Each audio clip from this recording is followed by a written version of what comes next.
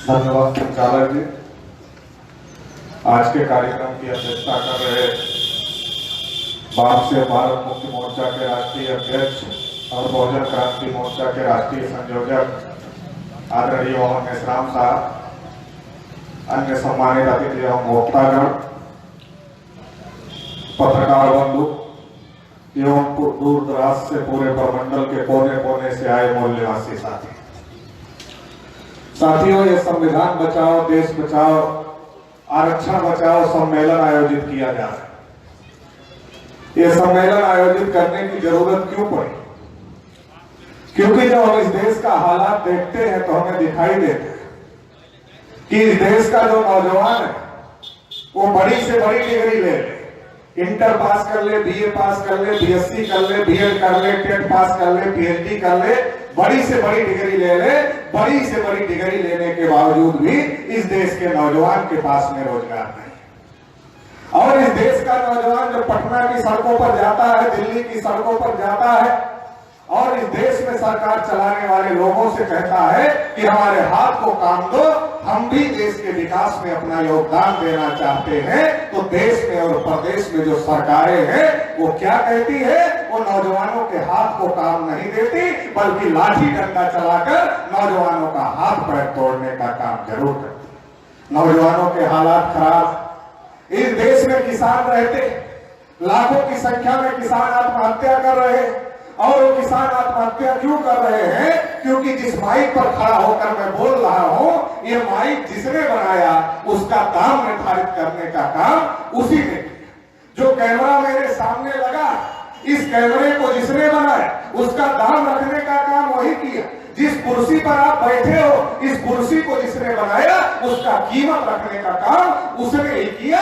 जिस गाड़ी से, साइकिल से, मोटरसाइकिल से हम चलते हैं उसका भी दाम रखने का काम उसको बनाने वाले कंपनी के लोगों ने किया। लेकिन साथियों, इस देश का किसान अनाज पैदा करता है, लेकिन आज तक किसान को अपने दाम रखने का अधिकार, अपने उत्पादन का दाम रखने का अधिकार नहीं मिला। इसकी वजह से लाखों की संख्या में किसान आत्महत्या कर रहे हैं। नौजवानों के हालात खराब हैं, किसानों के हालात खराब हैं। हमारे समाज की 50% आबादी महिलाओं की है, महिलाओं के हालात भी खराब है। अगर आप अखबार और टीवी चैनल देखो तो प्रतिदिन महिलाओं के ऊपर अन्याय अत्याचार की एक नहीं कई खबरें अखबारों में और टीवी में मिलती है। इतना ही नहीं, जो मूल निवासी बहुजन समाज की महिलाएं हैं, लगभग 80 से 90% महिलाओं के अंदर खून की कमी पाई जाती है। और खून की कमी पाई जाने की वजह से वो जिन बच्चों को जन्म देती है वो कुपोषित बच्चे होते हैं। और इसकी वजह से हर साल 5 साल की उम्र तक लगभग 10 लाख बच्चे मर जाते हैं। महिलाओं के हालात भी खराब। अनुसूचित जाति के लोग इस देश में रहते हैं। आपने खबरें पढ़ी होगी, अनुसूचित जाति के लोगों को कहीं मूंछ रखने की वजह से पीट कर मार डाला जाता है, तो कहीं इन्हें घोड़ी पर चढ़कर बारात नहीं निकालने दिया जाता। खबर तो यहाँ तक आई कि राष्ट्रपति जी को भी मंदिर में नहीं घुसने दिया गया और राष्ट्रपति सचिवालय को मंदिर को नोटिस जारी करना पड़ा कि इन्हें मंदिर में क्यों नहीं घुसने दिया गया। अनुसूचित जाति के हालात इतने ज्यादा खराब। अनुसूचित जनजाति के बारे में आपने खबरें पढ़ी, आदिवासियों को नक्सलाइट के नाम पर मारा जा रहा है और उनको उनके जल जंगल जमीन से बेदखल करने की कोशिश की जा रही है। आदिवासियों के हालात खराब। इस देश में जो माइनॉरिटी के लोग रहते हैं, सभी माइनॉरिटी पर हमले हो रहे हैं, मगर इस देश की जो सबसे बड़ी माइनॉरिटी है, जिसे मुसलमान माइनॉरिटी कहते हैं, इन्हें कभी भारत पाकिस्तान विभाजन के नाम पर देशद्रोही घोषित कर दिया जाता है, कभी इनके नौजवानों को गिरफ्तार करके इन्हें आतंकवादी घोषित कर दिया जाता है, कभी भारत पाकिस्तान का युद्ध चलाकर इन्हें देशद्रोही घोषित करने की साजिश की जाती है। हद तो यहाँ तक हो गई है कि आज मुसलमानों के घरों में कौन सी बिरयानी पक रही है ये तय करने का काम मुसलमान नहीं करते। कौन सी बिरयानी पक रही है ये तय करने का काम आज की तारीख में आरएसएस, बजरंग दल और विश्व हिंदू परिषद के गुंडे करते हैं। कभी भी अफवाह फैलाकर पीट कर मार डाला जाता है। इतने ज्यादा हालात साथियों इस देश में खराब हो गए हैं। और जो इस देश का 52% ओबीसी है, जो आधी से अधिक आबादी है, उसके हालात कितने खराब हैं। तो देश में जानवरों की गिनती होती, कुत्तों की गिनती होती है, हिजड़ों की गिनती होती है, मगर इस देश में पिछड़ों की गिनती नहीं। आपके बिहार के मुख्यमंत्री भी पिछड़े वर्ग के और देश के प्रधानमंत्री भी पिछड़े वर्ग अपने को कहते हैं। मुख्यमंत्री जी पिछड़े वर्ग से हैं और प्रधानमंत्री जी भी पिछड़े वर्ग का अपने को कहते हैं। बिहार में जानवरों की गिनती चल रही है मगर ओबीसी की गिनती का कोई आता पता नहीं है, कब होगी? तो पिछड़े वर्ग के भी हालात खराब है। और ये साथियों, हम सभी लोगों के हालात क्यों खराब है, इस बात को जानना और समझना होगा। क्योंकि इस देश में आर्थिक घोटाले बहुत बड़े बड़े हुए, पैसे के घोटाले बहुत बड़े बड़े हुए, लेकिन इस देश में जो सबसे बड़ा घोटाला हुआ, वो सबसे बड़ा घोटाला कौन सा घोटाला है? तो सबसे बड़ा घोटाला हुआ, इतिहास का घोटाला हुआ। माननीय वामन मेश्राम साहब, पिछले 40 साल से जो ब्राह्मणों ने इतिहास का घोटाला किया, उस इतिहास के घोटाले को उजागर करने के काम पर लगे हुए हैं। और इसलिए आज हम लोगों को थोड़ा बहुत इतिहास के घोटाले के बारे में जानकारी हो गई है। तो साथियों, सबसे बड़ा घोटाला इतिहास का घोटाला है। हमें यह बताया जाता है कि अंग्रेजों की वजह से हमारी समस्याएं हैं। हमें यह बताया जाता था हमारे तमाम पुरखे लगे और उन्होंने अंग्रेजों को खदेड़ दिया। अगर बैकवर्ड क्लास के लोग, शेड्यूल कास्ट के लोग, माइनॉरिटी के लोग आजादी के आंदोलन में नहीं लगे होते तो अंग्रेजों को 3.5% ब्राह्मण खदेड़ने की औकात नहीं रखते थे। हम लोगों की वजह से अंग्रेज चले। लेकिन आजादी के 70-71 साल हो गए, अंग्रेजों के जाने के 70-71 साल हो गए और 70-71 साल की आजादी में आज देश के ये हालात है। तो इसलिए साथियों, हम लोगों को इस बात को सोचने के लिए मजबूर होना पड़ा। इस बात को सोचना होगा, इस बात को समझना होगा। आखिर अंग्रेजों की वजह से अगर समस्या थी तो अंग्रेजों के जाने के 70-71 साल हो गए और 70-71 साल की आजादी में देश के हालात बिगड़ क्यों रहे?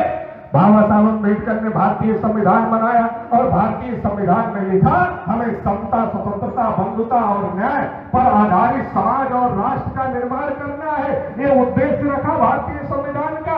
मगर आजादी के 70-71 साल में हालात इतने ज्यादा खराब हो गए हैं, इसलिए ये सोचने पर मजबूर होना पड़ा, क्या वास्तव में अंग्रेजों की वजह से समस्याएं थी?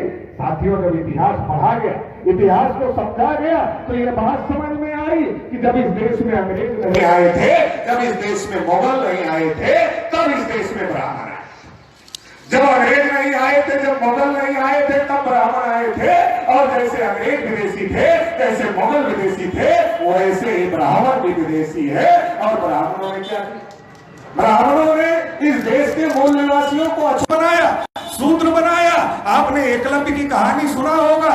एकलव्य गुरु द्रोणाचार्य के पास जाते, गुरु द्रोणाचार्य को कहते हैं, गुरु जी हमें धनुर्विद्या सिखा दो। द्रोणाचार्य पूछते तुम्हारा कुल क्या है, तुम्हारा गोत्र क्या है? तो एकलव्य अपना कुल गोत्र बताते हैं। जैसे ही द्रोणाचार्य को पता चलता है एकलव्य पिछड़े वर्ग का आदमी है, तुरंत ही एकलव्य को शिक्षा देने से द्रोणाचार्य मना कर देते। एकलव्य स्वतः अभ्यास करते हैं, स्वतः प्रयास करते हैं और स्वतः अभ्यास और प्रयास की वजह से एकलव्य दुनिया के सबसे बड़े धनुर्धर बन जाते हैं। जब ये बात द्रोणाचार्य को पता चलती है, द्रोणाचार्य एकलव्य के साथ छल करते हैं, कपट करते हैं और छल कपट करके क्या करते हैं? उसका दाहिने हाथ का अंगूठा ले लेते हैं। क्योंकि उन्हें डर था अगर इस मूल निवासी समाज में एक एकलव्य पैदा हो गया तो हजारों लाखों एकलव्य पैदा करेगा और ये मूल निवासी बहुजन समाज गुलामी से आजाद हो जाएगा। इसलिए अंगूठा काटने का काम शुरू कर दिया। आज भी वो अंगूठा काटने का काम कर रहे हैं। स्वरूप बदल गया है, रूप बदल गया है। ये 10% आरक्षण क्या है? जिनका पहले ही 90% कब्जा है, उन्हें 10% और दिया जा रहा है। आपका बच्चा कितना भी योग्य हो जाए, आपके बच्चे को नौकरी नहीं मिलने वाली है। इतना ही नहीं, आपका बच्चा कॉलेज यूनिवर्सिटी में पढ़ता है, थ्योरी में टॉप कर सकता है, मगर जब प्रैक्टिकल में नंबर देने का समय आता है उसे सबसे कम नंबर दिया जाता है। क्योंकि वो एससी का लड़का है, एसटी का लड़का है, ओबीसी का लड़का है, माइनॉरिटी का लड़का है। और जो भारत की सरकार है वो गेम टीचर को सबसे बड़ा पुरस्कार कौन सा देती है? आप लोगों को, कुछ लोगों को पता होगा, कुछ को नहीं पता होगा। गेम टीचर को भारत का सबसे बड़ा पुरस्कार द्रोणाचार्य पुरस्कार दिया जाता है। और वो क्यों दिया जाता है? तो इस बात के लिए दिया जाता है जैसे द्रोणाचार्य ने एकलव्य के साथ किया, वैसे तुम लोगों को एससी, एसटी, ओबीसी और माइनॉरिटी के बच्चों के साथ में करना चाहिए। इसके लिए दिया जाता है। तो साथियों, यह जो सच्चाई है, ये जो इतिहास है, इस इतिहास को हम लोगों को जानना होगा। ब्राह्मणों ने अनुसूचित जाति के लोगों को अछूत बनाया। अछूत बनाने का क्या मतलब है? इनका हुक्का पानी बंद कर दिया, इन्हें गांव के दक्षिण दिशा में बसा दिया और कहा इनको जो छू लेगा वो अपवित्र हो जाएगा, तो इनको छूने पर भी पाबंदी लगा दी। और जो पिछड़े वर्ग के लोग हैं, पिछड़े वर्ग के लोगों को शूद्र बनाया, अनुसूचित जाति के लोगों को अछूत बनाया, पिछड़े वर्ग के लोगों को शूद्र बनाया। पिछड़े वर्ग के लोग बहुत भ्रम में जी रहे हैं और इसी वजह से सत्यानाश हो रहा है। पिछड़े वर्ग को अभी तक अधिकार नहीं मिल रहा है, उसका कारण यह है कि ये बहुत भ्रम में जी रहे हैं। जो वास्तविक इतिहास है वो इतिहास इनको नहीं पता है। पिछड़े वर्ग को शूद्र बनाया और शेड्यूल कास्ट के लोगों को अछूत बनाया। अब आपसे बहुत प्रेम था, लगाव था, इसलिए नहीं आपको शूद्र बनाया। शूद्र का मतलब सछूत बनाया। सछूत का मतलब आपसे सेवा का काम लिया। तो आपसे बहुत प्रेम था इसलिए नहीं बनाया, बल्कि किस लिए बनाया? तो साथियों, इसलिए बनाया कि ब्राह्मण सोचता था कि अगर इनको भी अछूत बना दिया, अगर इनको भी अछूत बना देंगे तो क्या होगा? अगर इनको भी अछूत बना देंगे तो हम तो भूखे मर जाएंगे। हम भूखे क्यों मर जाएंगे? हम भूखे क्यों मर जाएंगे? क्योंकि ब्राह्मण कहता है ना हल चले न चले कुदारी, बैठे भोजन दे मुरारी। ब्राह्मण ये कहता है हम कुदाल हल नहीं चलाते, हमें तो मुरारी खिला रहा है। साथियों, सच्चाई ये है कि मुरारी नहीं खिला रहा है, बल्कि हम पिछड़े वर्ग के लोग ही ब्राह्मणों को खिलाने का काम करते हैं। हमारे पिछड़े वर्ग के लोगों का कोई काम बगैर ब्राह्मण के नहीं होता। अगर हम बच्चा पैदा करते हैं तो बच्चा तो पैदा करते हैं, मगर उसका नाम खुद नहीं रख सकते। नाम रखने के लिए पंडित जी के पास जाना होता है। पंडित जी निरहु गुरहु पतवारू नाम रख रहे थे, तो अभी हमारे लोगों को नाम बोलने में थोड़ा खराब लगता है। अभी इसलिए हमारे लोग दो नाम रखते हैं। एक स्कूल वाला नाम अपने मन से रख लेते हैं जो अच्छा लगे, और एक पंडित जी से पूछने जाते हैं कि वो राशि वाला नाम कौन सा है। अभी भी छोड़ा नहीं है, अभी भी जाते हैं पूछने के लिए। तो ये जो जब पूछने जाते हैं तो मुफ्त में नाम नहीं बताता, पैसा लेता है। बच्चा हमारे घर में पैदा होता है, नाम वो रखता है, पैसा हम उसको देते, सीधा हम उसको देते। फिर हमने बच्चे को पढ़ाया लिखाया, एमबीबीएस डॉक्टर बना दिया। अब वो एमबीबीएस डॉक्टर हो गया, लड़का भी एमबीबीएस डॉक्टर, लड़की भी एमबीबीएस डॉक्टर। दोनों की शादी लगाना है, शादी की तारीख हम नहीं तय करेंगे, अनपढ़ ब्राह्मण तय करेंगे। फिर जब शादी होगी, अब लड़का एमबीबीएस डॉक्टर, लड़की एमबीबीएस डॉक्टर, लेकिन शादी कौन कराएगा? तो अनपढ़ ब्राह्मण कराएगा। पढ़ा लिखा आदमी अपनी शादी नहीं कर सकते, हम पिछड़े वर्ग के लोग अनपढ़ ब्राह्मणों से करवाते हैं और उनको देते हैं।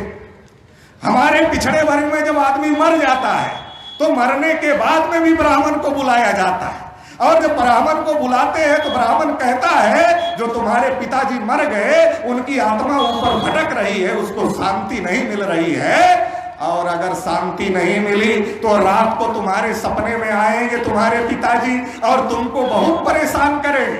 तो हमारा आदमी अपने पिताजी से ही डर जाता है, अपने बाप से ही डर जाता है। और हमारा आदमी जो पिताजी ने खुद नहीं खाया हमको खिलाया, खुद अच्छे कपड़े नहीं पहना हमको पहनाया, पंडित हमको कह रहा है तुम्हारे पिताजी की आत्मा तुम्हें ही परेशान करेगी, तो हमारे लोग कहते हैं पंडित जी इसका उपाय क्या है? पहले से ही देख के रखता है। यादव जी मजबूत आदमी है, भैंस इनकी 1.5 लाख की है लगभग, तो बोलता है वो भैंस हमको दान कर दो, तो जो दूध आएगा भैंस का वो तुम्हारे पिताजी को भी मिलेगा। तो हमारे लोग भैंस दान कर देते हैं। अब ये जो एडवांस ब्राह्मण आ गए हैं वो क्या कहते हैं? वो कहते हैं सिया राम का कोट पैंट का कपड़ा दे दो हमको, रेड चीफ का जूता दे दो हमको, तो एडवांस हो गए, सोने की अंगूठी दे दो हमको।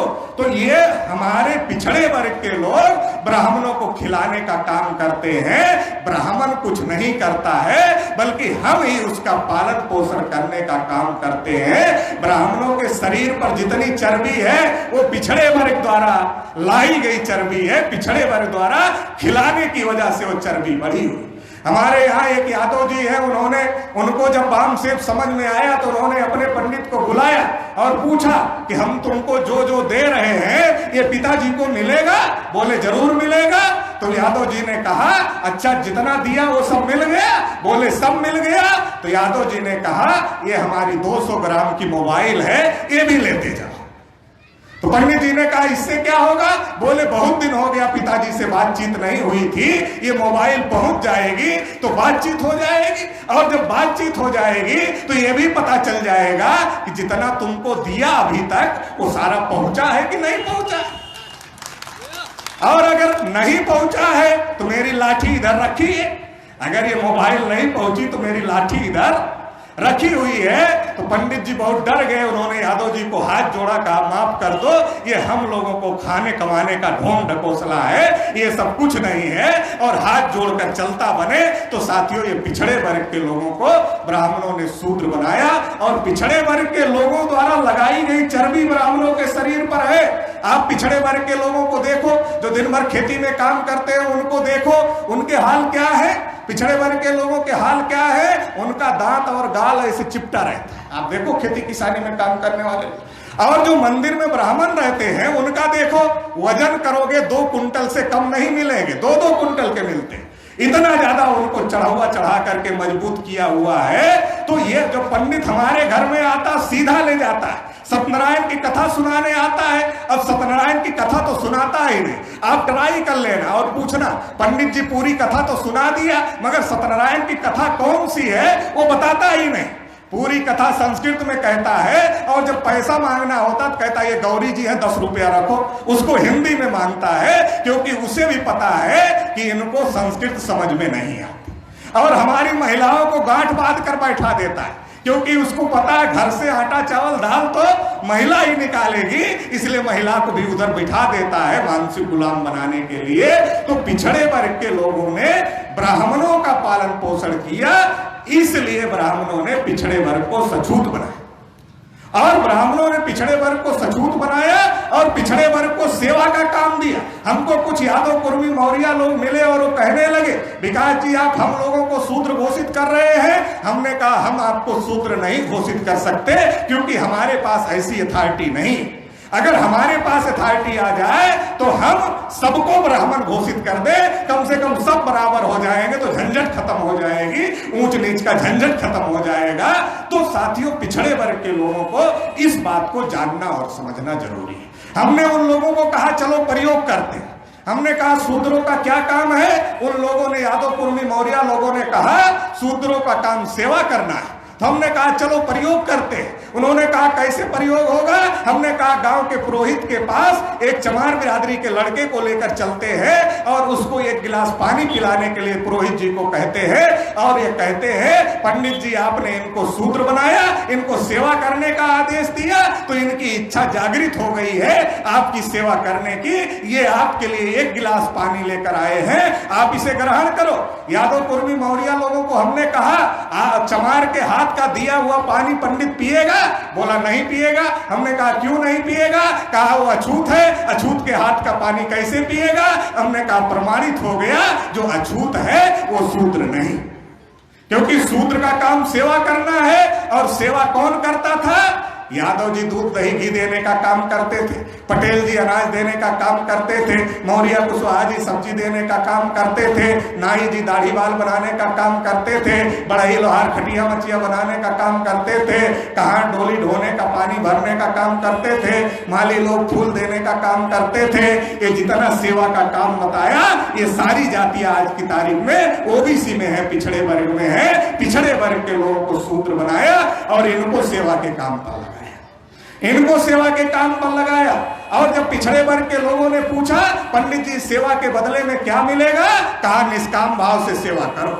निष्काम भाव से सेवा का क्या मतलब है? बगैर किसी इच्छा के उम्मीद के सेवा करो, क्योंकि ये जो तुम जन्म काट रहे हो ये तो पुराने जन्मों का फल है, इसलिए इस सेवा का इस जन्म में कुछ नहीं मिलेगा, तुम तो पुराने जन्मों का फल ले रहे हो अभी। अगर इसमें निष्काम भाव से सेवा करोगे तो ऐसा हो सकता है कि अगले जन्म में तुम भी ब्राह्मण हो जाओ। हमारे लोगों ने हजारों साल तक निष्काम भाव से सेवा किया, निष्काम भाव से सेवा करने के बावजूद भी हमारे लोग ब्राह्मण नहीं हुए। ब्राह्मण नहीं हुए इसका सबूत क्या है? आप सोचोगे अगले जन्म का सबूत कैसे मिलता है? ब्राह्मण नहीं हुए इसका सबूत यह है कि अगर हमारे लोग ब्राह्मण हो गए होते तो ब्राह्मण 3.5% ही थोड़े होते, फिर तो बढ़ गई होती संख्या उनकी। अगर ओबीसी के लोग ब्राह्मण में कन्वर्ट हो गए होते तो संख्या बढ़ जाती, मगर वो 3.5% ही है। तो ये साबित करता है कि हमारे लोगों को मूर्ख बना। जो मनुस्मृति लिखी, पिछड़े वर्ग के लोग सोचते हैं मनुस्मृति शेड्यूल कास्ट के विरोध में लिखी गई, अभी भी भ्रम में है। मनुस्मृति ओबीसी के विरोध में लिखी गई। कैसे? मनुस्मृति में लिखा, अगर शूद्रों के कान में ज्ञान का एक शब्द पड़ जाए तो शीशा पिघलाकर डाल देना चाहिए।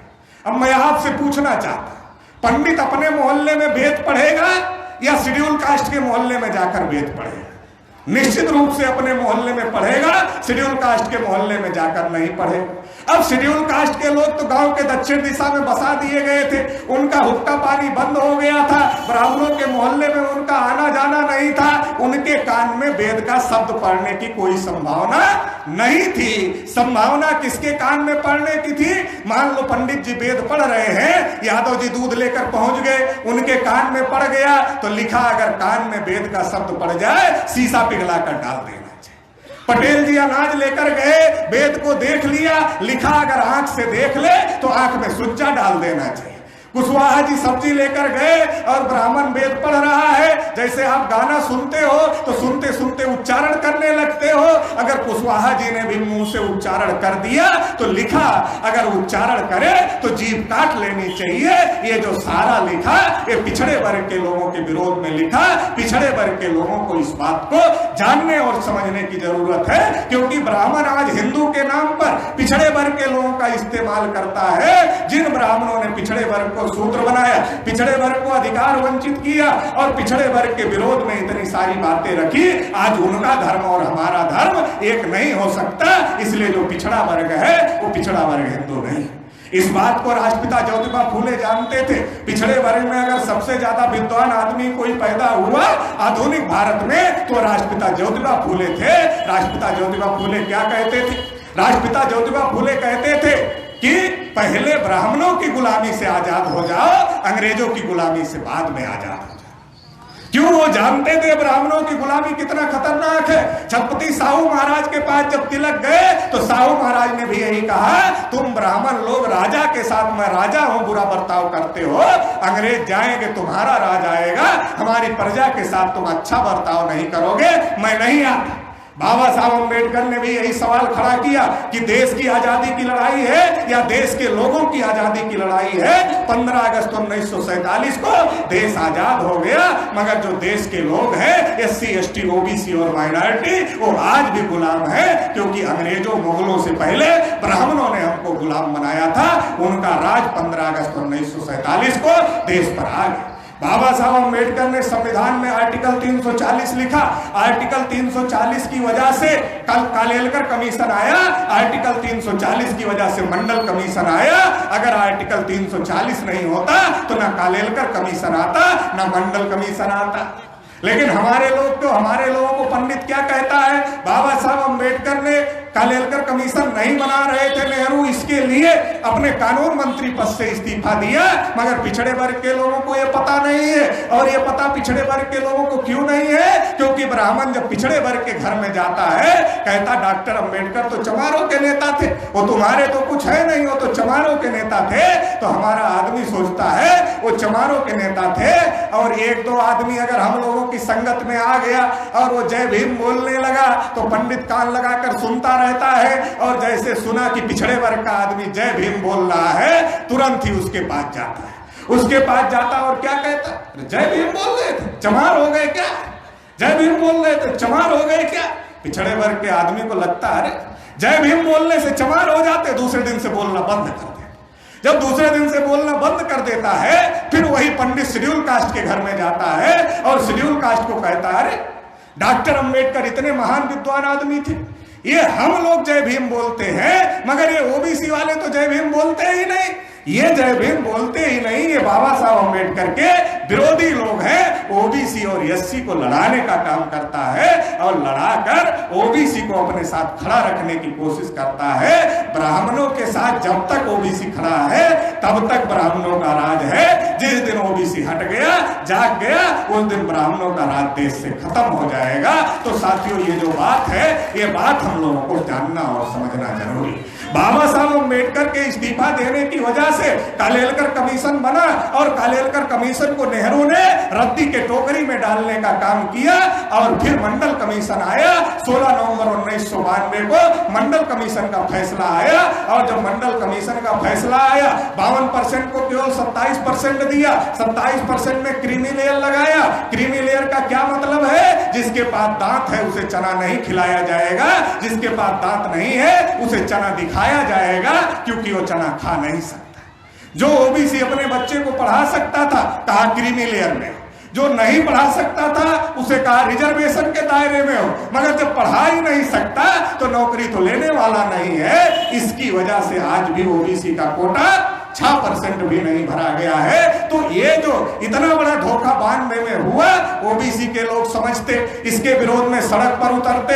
अगर सड़क पर उतरते तो ब्राह्मणों ने जो ओबीसी का हिस्सा खाया है वो अपना हिस्सा ओबीसी ले लेता। ब्राह्मणों के खतरे की घंटी बज गई कि ओबीसी सड़क पर उतरेगा तो अपना हिस्सा ले लेगा।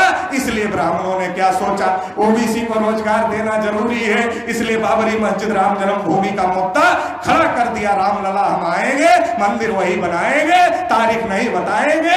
विनय कटियार को आगे किया, उमा भारती को आगे किया, कल्याण सिंह को आगे किया, परवीर तोगड़िया को आगे किया, सारे पिछड़े वर्ग के नेताओं को आगे किया। जो मंडल की लड़ाई थी उसे दबा दिया और कमंडल की लड़ाई शुरू कर दिया। और ये कमंडल की लड़ाई में मंडल की लड़ाई दब गई और पिछड़े वर्ग को आज तक ये समझ में नहीं आया कि क्रीमी लेयर क्या है। 2011 का समय आया, माननीय अमन मेश्राम साहब ने पूरे देश भर में जाति आधारित गिनती का मुद्दा खड़ा किया। जब देश भर में जाति आधारित गिनती का मुद्दा खड़ा किया तो भारत की पार्लियामेंट 3 दिन तक बंद हो गई। पिछड़े वर्ग के नेताओं ने कहा, जानवरों की गिनती करते हो, हमारी नहीं करते। भारत की पार्लियामेंट को बंद कर दिया।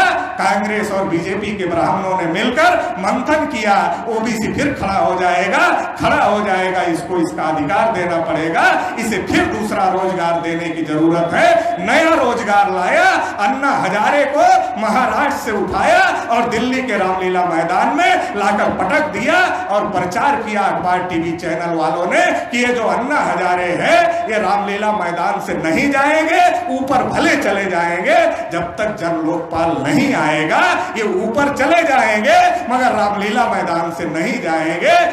ढेर सारा अभियान चलाया कांग्रेस के लोगों ने, बीजेपी के लोगों ने अन्ना हजारे के समर्थन में पिछड़े वर्ग के लोगों को गुमराह किया। उस समय मैं पिछड़े वर्ग के लोगों को समझा रहा था।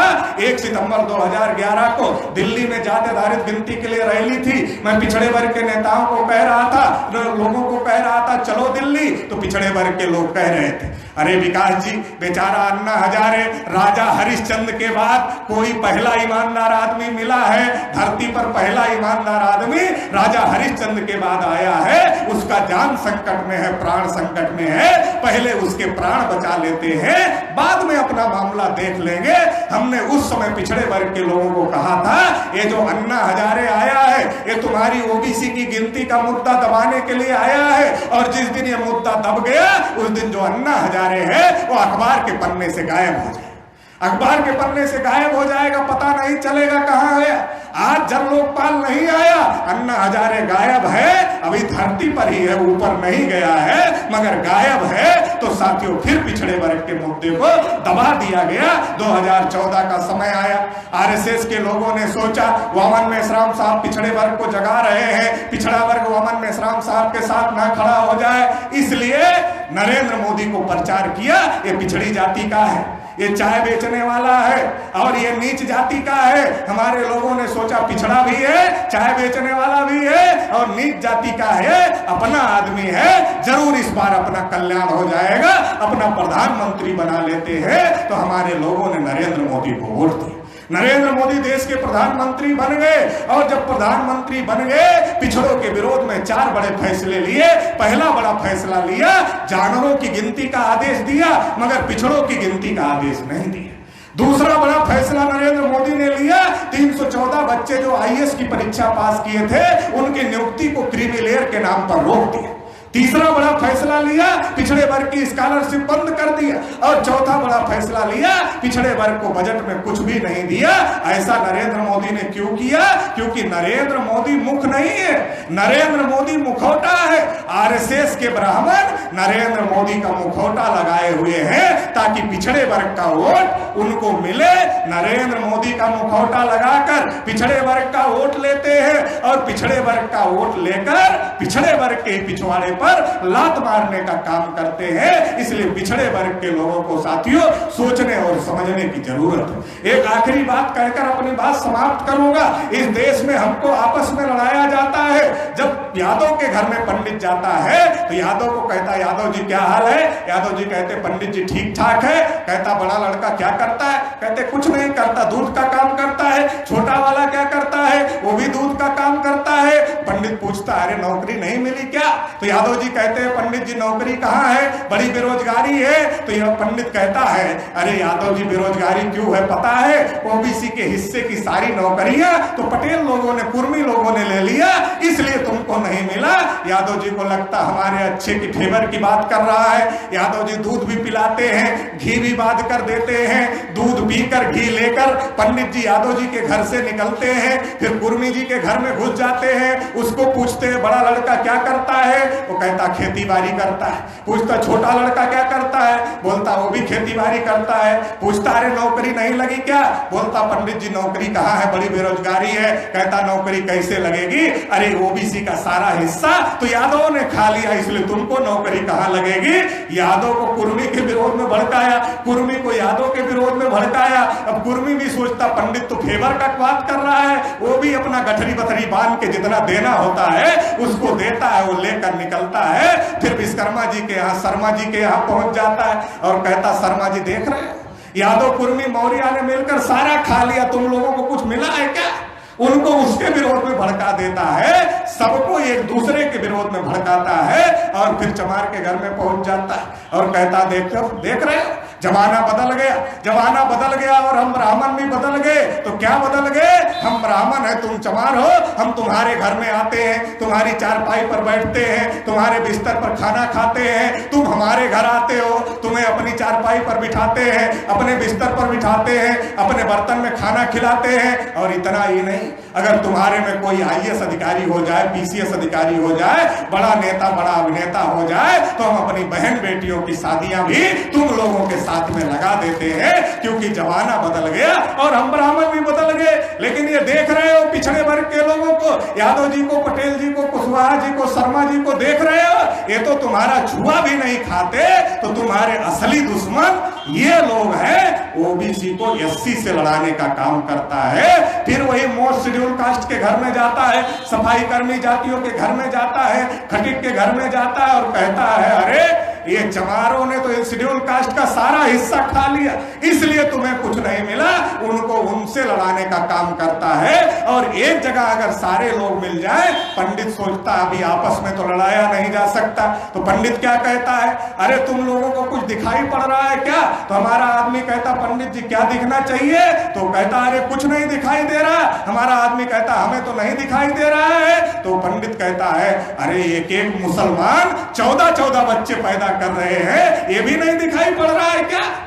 तो हमारा आदमी पूछता, पंडित जी सही में 14-14 कर रहे हैं? बोलता, वो दिन दूर नहीं जब देश पर मुसलमानों का कब्जा हो जाएगा, वो दिन ज्यादा दूर नहीं है, तुम सारे हिंदू गुलाम हो जाओगे और हमारे एससी एसटी ओबीसी को जिन्होंने अछूत बनाया, जिनको शूद्र बनाया, जिनको अधिकार वंचित किया, उनको हिंदू घोषित करता है। और हिंदू के जो गांव में पंच का चुनाव नहीं जीत सकता, वो प्रधान से लेकर प्रधानमंत्री बनने और बनाने का काम करता है, फिर हमारे पिछवाड़े पर लात मारने का काम करता है। ये जो षड्यंत्र साथियों इस देश में चल रहा है, इस षड्यंत्र को समझना होगा। सच्चाई क्या है? मुसलमानों का डर दिखाते दिखाते इस देश की विधायिका पर ब्राह्मणों ने कब्जा कर लिया, इस देश की कार्यपालिका पर ब्राह्मणों ने कब्जा कर लिया, इस देश की न्यायपालिका पर ब्राह्मणों ने कब्जा कर लिया, इस देश की मीडिया पर एसटी ओबीसी का हिस्सा भी खा लिया। स्थिति तो इतनी खराब हो गई है, अभी हमारे उत्तर प्रदेश में एक पंडित सांसद ने एक क्षत्रिय विधायक को जूते से पीटा। अभी तक तो SC ST OBC को ही पीट रहे थे, मगर इस देश में ब्राह्मणों का वर्चस्व इतना ज्यादा बढ़ गया है और वर्चस्व बढ़ने की वजह से मनोबल इतना ज्यादा बढ़ गया है, अभी वो क्षत्रिय वैश्यों को भी नहीं छोड़ रहे हैं, उनको भी पिटाई कर रहे हैं, उनका भी हिस्सा खाया है। इसलिए मैं आपको कहना चाहता हूं, आपने ये सुना होगा सबका मालिक एक है, ये सुना होगा, मगर सबका दुश्मन भी एक है। जिसने सबका हिस्सा खाया उस दुश्मन से लड़ाई लड़ने की जरूरत है। वो दुश्मन है ब्राह्मण, जिसने सबका हिस्सा खाया उससे लड़ाई लड़ने की जरूरत है। और लड़ाई किस बात की होगी? इंसाफ कायम करने की लड़ाई होगी। और इंसाफ क्या है? जिसकी जितनी संख्या भारी उसकी उतनी हिस्सेदारी। आखिरी बात कहता हूं, हम अपने राजनीतिक नेताओं के भरोसे बहुत दिन से हैं और हमारा सत्यानाश हो गया। इसलिए आज की तारीख में हमें वामन मेश्राम जैसे सामाजिक नेताओं के साथ में कदम से कदम मिलाकर चलने की जरूरत है। और 5 तारीख का जो बंद था वो बंद ये तय कर दिया, इस बात को तय कर दिया, अभी हमारे मुद्दे नेता नहीं तय करेंगे, अभी हमारे मुद्दे मीडिया नहीं दबा सकती, अभी हमारे मुद्दे हमारा मूल निवासी बहुजन समाज खुद तय करेगा। तो साथियों, इस लड़ाई को हम लोगों को लड़ना होगा। इस जागरूकता को गांव-गांव, गली-गली, घर-घर पहुंचाना होगा। आप लोग पहुंचाने में साथ सहयोग करेंगे, ऐसी आशा उम्मीद के साथ आपने सुना, इसके लिए आभार, धन्यवाद। जय भोले।